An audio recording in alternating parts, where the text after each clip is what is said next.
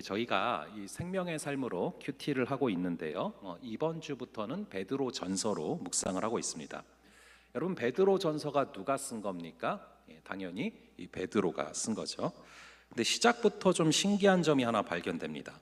여러분, 베드로 하면은 예수님의 첫 번째 수제자이죠. 여러분, 간호사도 수간호사가 제일 먼저 아닙니까? 마찬가지로 수제자 하면은 제자 중에 가장 첫 번째란 말이죠. 그래서 왠지 이 베드로가 쓴 책이 신약 성경에 가장 먼저 등장을 해야 될 것 같은데 그렇지 않다는 거죠. 이 신약 성경을 보면은 거의 끄트머리에 이 베드로 전서가 등장하고 있습니다. 여러분, 이 서열이라는 게 생각보다 굉장히 중요합니다. 오늘 우리 김혜련 선교사님께서 선교 보고를 해주셨는데, 제가 이제 작년에 캄보디아를 다녀온 이후로 한번 갔다 오니까 관심이 계속 생기더라고요. 그래서 이제 캄보디아에 대해서 또 담고교회에 대해서 이런저런 관심들이 생겨서 많이 찾아보고 기도도 하고 알아도 보고 막 그랬는데, 여러분 혹시 그거 아십니까? 이 캄보디아에 한국 선교사님들이 이제 들어가기 시작을 하신 그 시점이 있을 거 아닙니까? 그러면 이제 선교사님들도 들어가신 순서가 있을 거 아니에요? 근데 우리 김혜련 선교사님이 이 여성 선교사님 중에서 서열 4위십니다. 네 번째로 입국을 하셨어요. 혹시 본인께서 알고 계시는지 모르겠는데, 제가 우리 선교사님 뿐만 아니라 이런저런 궁금함이 생겨가지고 저희 이제 그 총신대 교수님들 통해서 좀 알아봤는데 서열 4위세요. 굉장히 높은 순입니다. 이 김인순, 김정영, 차현민 선교사님 그리고 김혜련 선교사님이 네 번째로 이제 입국하신 순서입니다. 그렇게 네 번째로 들어가셨는데, 현재 여러분 캄보디아에 계신 한인 선교사님들 수가 2,000명이 넘었어요. 그 중에서 네 번째면요, 상위 0.002%입니다. 그러니까 여러분, 선교사님이 굉장히 산 역사시고 굉장히 긴 세월을 이 캄보디아 땅을 위해서 헌신하고 수고하신 거예요. 우리 다시 한번 박수로 너무 귀한 섬김을 하고 계신 겁니다. 이 서열이라는 게 여러분 생각보다 굉장히 민감한 겁니다. 심지어 이제 목회자들도 이 신대원이 기수가 몇 기수냐, 언제 들어갔냐, 이거 굉장히 민감하거든요. 저는 어느 교회를 가든지 이제 부교육자들 중에서 기수가 상당히 높은 편입니다. 굉장히 이제 학교를 빨리 들어갔기 때문에. 그래서 기수 얘기가 나오면은 저는 굉장히 이렇게 자랑스럽게 저는 103회입니다 뭐 이렇게 얘기를 해요. 그렇게 사람이라는 게 이 서열에 민감할 수밖에 없는데, 베드로는 수제자잖아요. 그럼 당연히 신약의 가장 첫 번째 책이 베드로복음 이래야 될 것 같은데, 여러분 신약 성경에서 가장 첫 번째 책이 뭐죠? 마태복음이죠. 두 번째는 마가복음, 그 다음에 누가복음, 요한복음. 그러니까 서열 4위에도 들어가지 못해요. 심지어 그 뒤도 사도행전, 로마서, 그리고 바울의 서신서들이죠. 그래서 한참 뒤처지고 이 베드로 전후서는 거의 맨 끝에 있단 말입니다. 좀 이상하지 않습니까? 수제자인데. 우리가 여기서 알 수 있는 게 하나 있습니다. 이 성경의 순서가 꼭 중요한 순서대로 배치된 것은 아니다라는 것을 우리가 알 수 있어요. 그리고 분량으로 살펴봐도 이 베드로 전서와 후서가 합쳐봤자 몇 장 되지 않거든요. 여기서 또 하나 확인할 수 있는 게, 분량이 많다라고 해서 꼭 또 중요한 책도 아니다라는 것입니다. 그러면은 이 베드로 전서와 후서는 왜 분량도 작을까? 우리가 추측을 해볼 수 있는 것은, 여러분 이 베드로는 글보다 이 말에 굉장히 능한 사람이에요. 이 베드로가 이제 다혈질 아닙니까? 굉장히 이제 말에 능한 사람이거든요. 여러분 이 사도행전을 쭉 보시면은 베드로가 설교를 딱 한 번 했는데, 그 설교를 하고 나서 바로 그 당일에 성도의 수가 3,000명이 더해졌다라고 나와요. 구독자 수가 아니에요. 성도의 수가 3,000명이 더해졌다. 설교를 한 번 했는데 3,000명이 교회로 왔다는 거죠. 여러분 설교를 딱 한 번 했는데 지금 우리 교회 전체 성도 수보다 더 많아진 거예요. 그럼 여러분 이 베드로는 설교를 해야 되는 사람인 거죠. 한 번 설교하는데 3,000명이 돌아오지 않습니까? 그렇다면은 가만히 앉아서 글을 쓸 시간에 설교를 한 편 더 하는 게 효과적인 거죠. 그러니까 사람마다 이 사명이 서로 좀 다를 수 있어요. 이 베드로는 말씀을 전하는 사명에 더 특화됐고, 거꾸로 보자면은 이 요한 같은 제자는 이 성경을 차분하게 앉아서 굉장히 많이 쓰거든요. 요한복음, 요한 1서, 요한 2서, 요한 3서, 요한 계시록까지 쭉 썼죠. 그렇게 사람마다 은사에 따라서 조금씩 사명이 다를 수 있습니다. 그래서 이 베드로는 이 말과 설교에 굉장히 능한 자였단 말이에요. 근데 그럼에도 불구하고 그러면은 뭐 설교만 한 게 아니라 그럼에도 불구하고 이 베드로 전서와 후서를 쓰기는 썼다는 거죠. 그럼 이것을 왜 쓴 것이냐? 그 목적이 6절에 나오는데요. 이 6절을 한번 함께 읽어보겠습니다. 6절의 말씀을 한번 함께 한 목소리로 읽어보겠습니다. 시작. 그러므로 너희가 이제 여러 가지 시험으로 말미암아 잠깐 근심하게 되지 않을 수 없으나 오히려 크게 기뻐하는도다. 여기 시험이란 단어가 나와요. 근데 여러 가지 시험이라고 써져 있죠. 여러 가지 시험이 다가와요. 한두 가지 시험이 아닙니다. 우리 삶에서는 여러 가지 시험이 다가와요. 어려운 시험들이 여러 가지로 몰려드는데 그 시험들은 우리로 하여금 잠깐 근심하게 만든다는 것입니다. 오래 근심하게 하지 않습니다. 영원토록 근심에 빠지게 하지 않습니다. 잠깐 근심하게 된다. 그런데 심지어 잠깐 근심하는 그 시간들을 통해서 오히려 우리로 하여금 크게 기뻐하게 하신다는 것이죠. 우리 삶에서 여러 시험들이 다가오지만 그래서 근심하게 되지만 그 근심의 시간들은 오히려 우리를 영원한 기쁨으로 가게 만드는 땔감이 되는 그런 시간들이 된다라는 것을 믿으시기 바랍니다. 제가 이번 주에 이 말씀을 묵상하면서 이 말씀을 준비하면서 신기하게 주변에서 이 시험에 든다라는 이야기를 해오는 사람들의 얘기를 참 많이 듣게 됐어요. 여러분뿐만이 아니고 장년분들 중에서도 제가 그런 얘기를 들었고 제가 개인적으로 아는 동료들 중에서도 그런 얘기를 저에게 해오는 사람들이 있었습니다. 공통적으로 남녀노소를 불구하고 굉장히 저에게 들려온 많은 이야기들이 요즘에 이상하게 시험에 많이 든다, 그 얘기였어요. 그 가운데 저는 이 말씀을 접하게 됐습니다. 여러 가지 시험으로, 한두 가지가 아니에요. 우리는 살면서 이런저런 시험에 들게 되는데 그래서 근심하게 되는데 이 근심은 영원하지 않고 잠깐이요. 잠깐 근심함으로 말미암아 오히려 영원히 기뻐하게 되는 줄을 믿으시기 바랍니다. 그래서 저에게 그런 이야기를 해온 분들을 위해서 기도할 때 저는 동일하게 이 6절의 말씀을 붙들고 기도했습니다. 아버지 하나님, 이 6절의 말씀이 그들에게 그대로 이루어지게 하여 주시옵소서. 혹시 여러분들 가운데도 이 시험에 든 친구들이 있다면 이 6절을 붙들고 기도할 수 있는 은혜가 있기를 간절히 바랍니다. 이 베드로가 말의 은사가 있고 또 설교의 은사가 있는 사람임에도 불구하고 글을 쓴 이유가 바로 여기 6절에 있는 거예요. 그럼 여러분, 이 베드로가 말한 그 시험은 뭡니까? 이 글이 쓰여지던 당시가 AD 65년인데요. 네로라고 하는 로마 황제가 있는데 미친 사람이었어요. 그래서 엄청나게 큰 대화재를 일으키고 이것을 일으킨 사람들이 바로 크리스찬들이다라고 말하면서 누명을 씌웁니다. 그렇게 크리스찬을 박해하는 시점에 쓰여진 책입니다. 원래 로마의 종교 정책은 똘레망스라고 관용하는 정책이어서 타 국에 대해서 이 종교들에 대해서 시시콜콜 간섭하지 않았습니다. 타 종교에 대해서 관대했는데 그런데 다만 조건이 있습니다. 그 종교를 믿으면서 황제도 숭배를 해야 되는 거예요. 그러니까 예수님도 예배하면서 이 황제도 예배를 하면은 오케이, 그러면 승인을 해주겠다는 거죠. 원래 로마는 처음에는 이 기독교가 유대교의 한 분파 정도에 해당되는 줄 알았습니다. 그래서 사도 바울도 이 사도행전을 보시면은 이 로마의 보호를 받는 장면들이 나오거든요. 그러니까 처음부터 기독교에 적대적이지는 않았다는 것입니다. 그런데 시간이 흘러갈수록 이 로마 제국과 기독교 사이에는 긴장감이 생기고 충돌을 하기 시작을 하는데 그 원인은 바로 예배 때문이에요. 문제가 뭐였냐 하면은 사람들이 그 당시에 황제를 뭐라고 불렀냐 하면은 퀴리오스라고 부릅니다. 즉 주인님이라고 부르는 것이죠. 여러분 잘 아시지만 예수님께서 제자들에게 너희는 나를 누구라 하느냐 했을 때 베드로가 뭐라고 말합니까? 주는 그리스도시요 살아계신 하나님의 아들이십니다라고 하지 않습니까? 여기서 주는 그리스도시요 할 때 주가 바로 퀴리오스란 단어입니다. 그러니까 우리는 우리의 삶에는, 우리 크리스찬의 삶에는 주인님은 우리 예수님 한 분밖에 없어요. 나도 주인이 아니고 내 삶의 주인은, 내 삶의 퀴리오스는 오직 우리 주 예수 그리스도입니다 라고 고백을 하죠. 그러니까 황제에게 차마 퀴리오스라고 고백을 할 수가 없는 거예요. 그래서 갈등이 생기게 된 겁니다.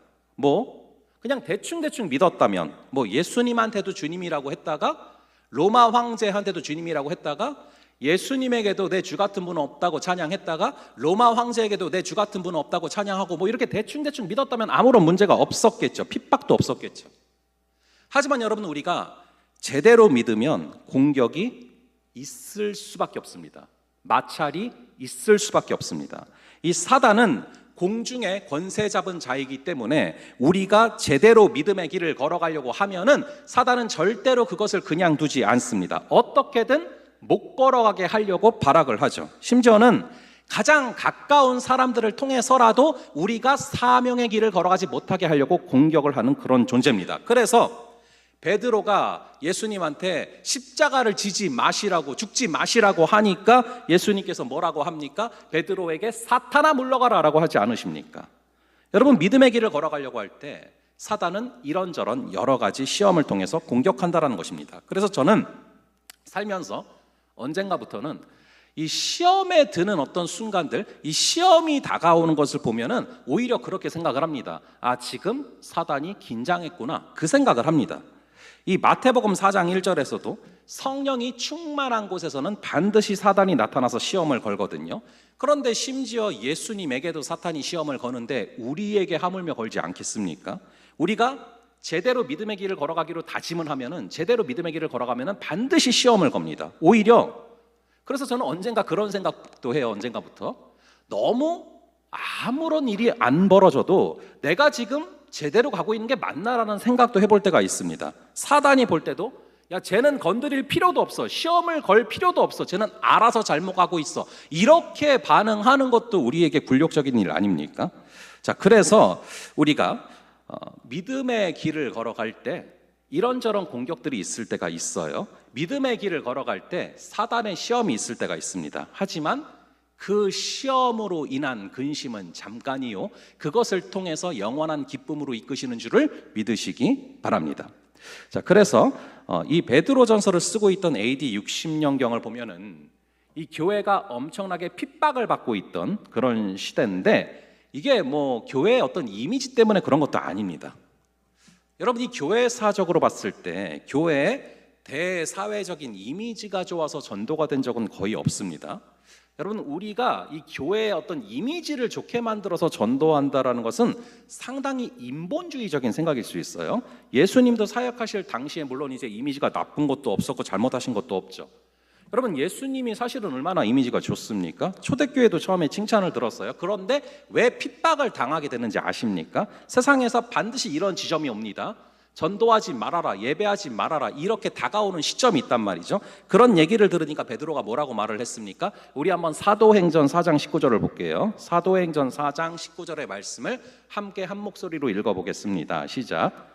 베드로와 요한이 대답하여 이르되 하나님 앞에서 너희의 말을 듣는 것이 하나님의 말씀을 듣는 것보다 옳은가 판단하라. 여기서부터 틀어진 거예요. 너희의 말을 듣는 것보다 하나님의 말씀을 듣는 게 더 중요하다, 이렇게 말씀 그대로 말을 하다가 틀어진 것이죠. 예수님도 이 요한복음 17장에 대제사장 기도를 보시면은 이렇게 말씀하셨어요.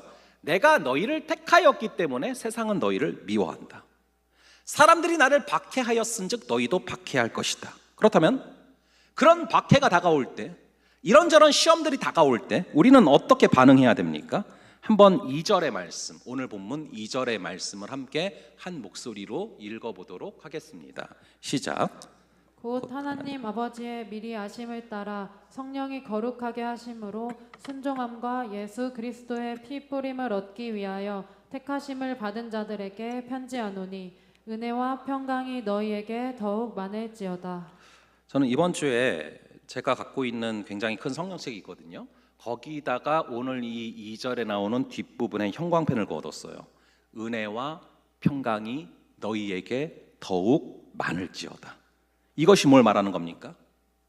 고난보다 더 큰 은혜, 시험보다 더 큰 은혜, 고난과 시험을 압도하는 그런 압도적인 은혜가 임하면 우리가 그것을 이길 수 있다는 것이죠. 그래서 우리가 시험을 두려워하면서 피하기보다는 오히려 시험이 있을 수 있다, 그것이 변수가 아니라 상수다라고 생각을 하면서 오히려 그 시험을 압도하는 은혜와 평강이 더욱더 많이 임하기를 기도하고 간구하며 나아가기를 소망하는 그런 저와 여러분 되기를 간절히 바랍니다. 압도적인 은혜를 받으면 이길 수 있다는 것입니다.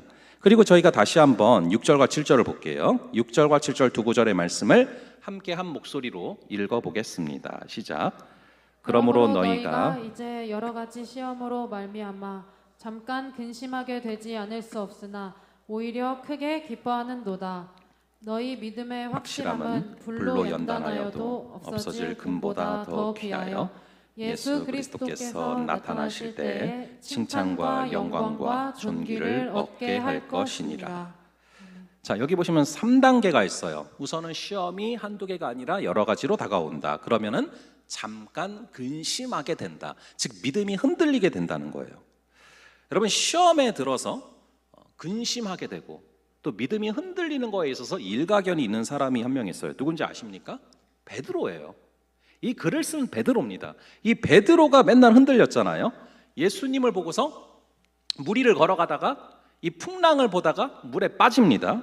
그리고 주는 그리스도시요 살아계신 하나님의 아들이신다라고 고백해서 예수님이 너무 기뻐서 막 칭찬을 해주니까 베드로가 너무 교만해져서 그래서 그 예수님한테 십자가를 지지 마세요라고 했다가 사단아 물러가라 라는 말을 바로 듣게 됩니다.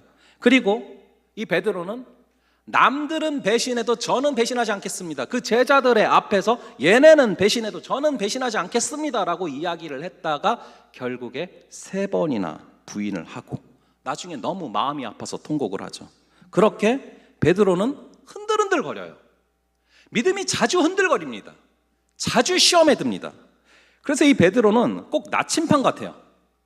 이 나침판도 보면요 흔들흔들 거리거든요 계속. 하지만 흔들흔들거리지만 결국에는 북쪽을 가리키지 않습니까? 마찬가지입니다. 이 베드로도 계속해서 흔들흔들거리긴 하지만 그럼에도 예수님을 가리키고 예수님을 향하고 그래서 많은 사람들이 예수께로 갈 수 있는 그런 나침판 같은 삶을 살아간다는 것입니다. 그래서 이 6절에 근심하게 되지 않을 수 없으나 이것은 바로 베드로 자신의 얘기를 하는 것입니다. 하지만 근심은 잠깐이요 잠깐 근심하는 과정을 통하여 오히려 영원한 기쁨으로 우리를 이끌어 가신다는 것이죠. 그렇다면 여러분 이 근심을 기쁨으로 바꿀 수 있는 이유가 무엇입니까? 그게 바로 3절부터 6절까지 예수님이 하신 일 때문인데요 크게는 3가지입니다. 부활하게 하신다, 그리고 유업을 주셨다, 보호하셨다. 총 3가지입니다. 먼저 부활하게 하십니다. 여러분 죽은 자를 살리시는 분이 죽을 것 같은 자를 못 살리시겠습니까?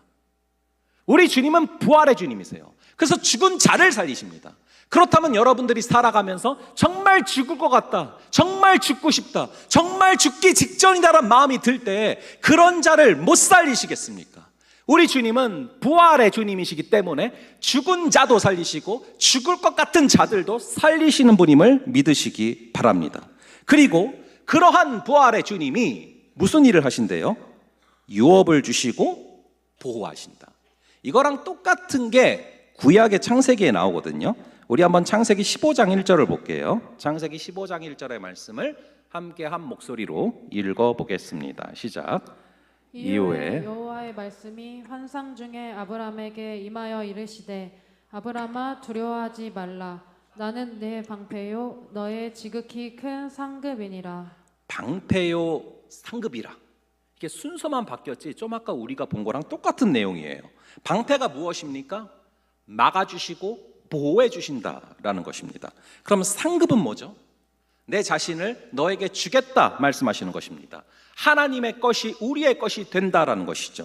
이 사실을 생각하면 시험이 여러 가지로 다가와도 잠깐 근심하게 되지만 오히려 크게 기뻐할 수밖에 없다라는 것입니다. 그래서 그 사실을 확고하게 붙잡고 믿음으로 걸어나가면 결국 우리의 영혼이 구원을 받게 된다라는 것이죠. 우리 7절부터 9절을 볼게요. 7절부터 9절의 말씀을 함께 한 목소리로 읽어보겠습니다. 시작. 너희 믿음의 확실함은 불로 연단하여도 없어질 금보다 더 귀하여 예수 그리스도께서 나타나실 때에 칭찬과 영광과 존귀를 얻게 할 것이니라. 예수를 너희가 보지 못하였으나 사랑하는도다.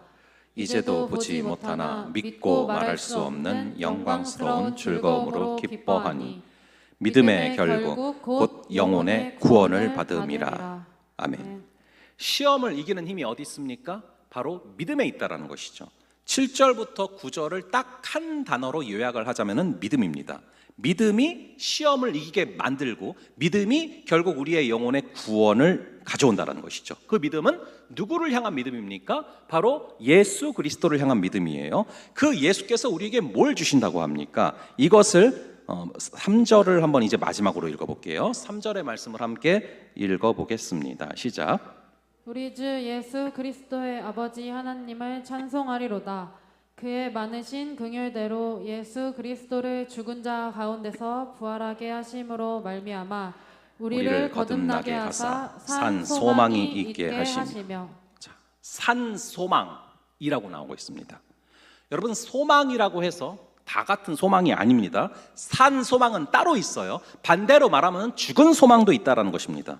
우리가 사람이랑 친해서 그 사람을 아무리 의지해도 사람은 결국 산 소망이 아닙니다. 우리가 돈을 아무리 많이 벌어서 돈을 많이 쌓아놔도 심지어 로또에 당첨됐다 할지라도 그 돈은 산 소망이 아닙니다. 그럼 여러분, 진짜로 살아있는 산 소망은 무엇입니까? 바로 예수 그리스도가 산 소망이다라는 말을 하는 것입니다. 여러분, 베드로는 왜 산 소망이라는 표현을 쓰고 있습니까? 바울은 이런 표현을 쓰지 않습니다. 베드로가 쓰는 표현이거든요. 산 소망. 왜 이런 표현을 쓰는지 아십니까? 여러분, 베드로의 직업이 뭐였는지 아시죠? 베드로의 직업이 뭐였습니까? 어부였습니다. 어부는 그물을 던져서 고기를 낚아요. 그래서 그물을 던진 다음에 건져 올립니다. 그럼 고기가 들어있죠. 근데 그 건져 올린 물고기가 살아서 팔짝팔짝 뛰고 있는 화로면은 그러면은 값어치가 있겠지만 건져 올렸는데 죽었고 썩은 고기면 버려야 돼요. 아무리 커도 상관없습니다. 죽은 고기는 버려야 돼요. 근데 살아있는 화로를 건졌다면, 그렇다면 그것은 비싸게 팔 수도 있고 맛있게 먹을 수도 있고 삶의 기쁨을 가져온다는 것이죠. 지금 그 얘기를 하는 것입니다. 소망도 마찬가지다. 우리가 이 땅에서 누리려고 하는 것들을 알고 보면은 그게 사실은 누리려고 하는 것들이 죽은 것인데, 우리는 죽은 것인데도 불구하고 그것은 바라보지 않고 그게 얼마나 큰지 작은지를 바라보면서 값어치를 따지고 있는데, 베드로가 말하는 것은 그 크기가 중요한 게 아니다. 살아있는 것이냐 죽은 것이냐, 그것이 중요한 가치 기준이 된다라는 것입니다. 그래서 산 소망이 있어야지만 고난을 이길 수 있다라는 것입니다. 자, 그래서 이 산 소망이 여러분 안에서 역사하기를 주님의 이름으로 축원합니다. 그래서 산 소망으로 말미암아서, 이 산 소망이 우리 안에 있을 때에만 우리가 시험을 이기고 승리할 수 있다라는 것이죠. 근심은 잠깐이요, 오히려 우리가 크게 기뻐할 것이다 라고 말씀하셨는데, 그 사이를 메꿀 수 있는 것이 무엇인지 아십니까? 근심은 잠깐이요, 우리가 누릴 기쁨은 영원함이라. 그런데 그 사이를 우리가 메꿔야 돼요. 그 사이를 메꿀 수 있는 게 무엇인지 아십니까? 그게 바로 소망의 인내예요. 인내해야 되는데 그냥 인내할 수 없어요. 소망이 있어야 인내할 수 있는데, 그 소망이 죽은 소망이 아니라 산 소망이 있어야 우리는 인내하고 결국 영원한 기쁨 가운데 걸어갈 수 있다는 것입니다. 그 산 소망이 바로 예수 그리스도이기 때문에, 그 산 소망 대신 예수 그리스도가 내 안에 충만하기를 우리가 기도하며 나아가기를 간절히 바랍니다. 우리